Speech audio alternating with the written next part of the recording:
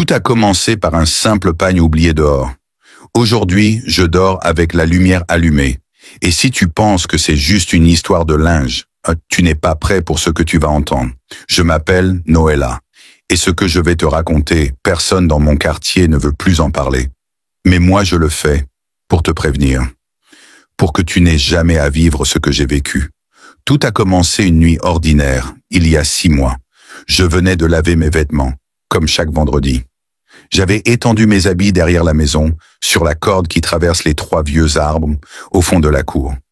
Là-bas, c'est calme, un peu sombre, mais parfait pour sécher vite. Ce soir-là, j'étais fatigué. Trop fatigué. Je me suis dit, je vais les rentrer demain matin.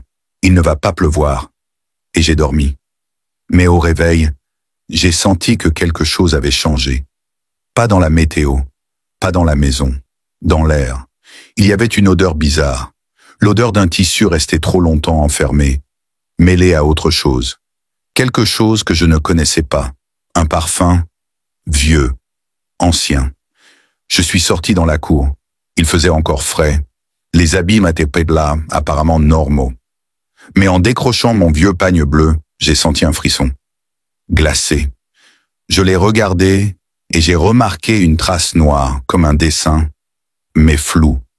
Comme si quelqu'un avait posé une main sale dessus puis s'était effacé. Mais la forme, elle avait 5 doigts. Et la taille n'était pas humaine. J'ai reculé, mais je me suis dit, ce n'est rien, c'est juste la nuit. J'ai lavé le pagne de nouveau. Je l'ai mis dans l'armoire. La nuit suivante, tout a commencé. Vers 2 heures du matin, j'ai entendu du bruit dans la cour, comme si quelqu'un traînait un sac. Je regarde par la fenêtre. Personne. Je retourne me coucher. Et là, j'entends une voix. Faible, très faible. Le tissu m'appartient. Je me redresse, figé. J'ai cru rêver. Je suis resté éveillé jusqu'au matin.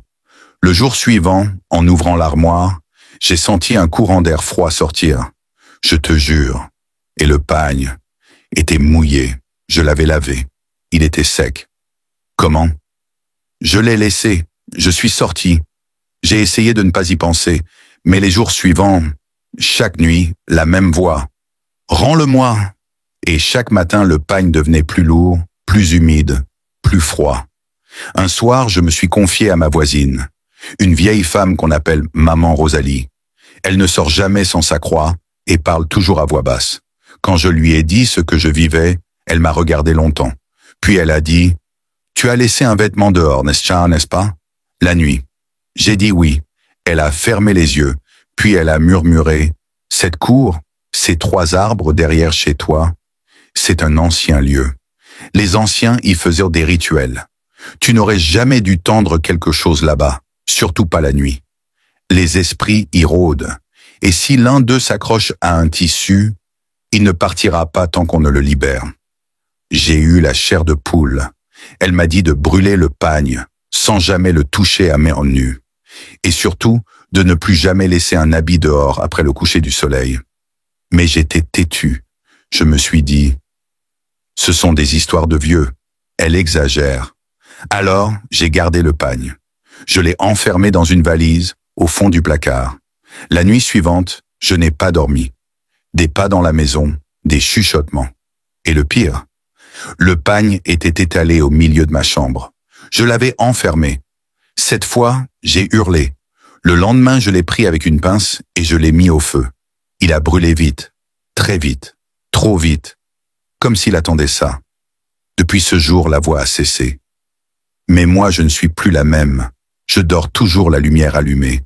Et je n'ai plus jamais étendu un seul habit dehors après 18 heures. Ce que j'ai appris et que tu dois retenir.